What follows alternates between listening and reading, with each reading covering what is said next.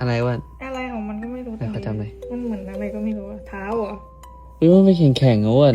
หัวเข่ารู้ปะหัวเข่าไหม ใส่เขาพ่อมันแม่มันสอนมา อุ้ยไอตัวเล็ก ชุดเขาเหมือนชุดขึ้นลาเลยเป็นช็อกโกแลต อยากออกมาแล้วเหรอลูก ดิ้นเก่งมากก็ชอบมาดิ้นช่วงแบบ ดึกๆเย็นๆอะไรเงี้ย วันนี้เขาได้จับเหมือนขาเลยอะเพิ่งจะได้จับแบบเพิ่งจะรู้ว่าอันนี้คือขาคือ ไม่ มื คือ อ ปกติอะมันเล่นกับเขากับคานี่ตลอดแต่มันไม่ชอบเล่นกับทีรัก เออ ทีรักไม่ค่อยได้จับอะไรที่มันวาวๆอะหายไป นี่ ไห แต่อันเนี่ยไม่นี่ยังเป็นก้อนๆอยู่เลยนี่อะไรอะลูกไอตัวเล็ก ที่รักถ้าสมมติว่าเบบีน้อยออกมาแล้วก็ขี้งอนเหมือนเขากับคานี่ที่รักจะทำยังไง ตายเขานะ เพราะเขาต้องเอาใจทุกคนเลย ทั้งพี่ชายมันทั้งแม่มัน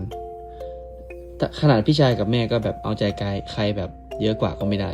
ถ้าลูกออกมาเขาบอกที่รักว่าอะไร บอกว่าให้รักที่รักเป็นที่หนึ่ง ใช่ รักที่ ห้าม ที่ รัก หนึ่ง ลูกมากกว่าเขาเด็ดขาด สวยแล้วงั้นไปจ้างแม่บ้านบอกแล้วให้จ้างแม่บ้าน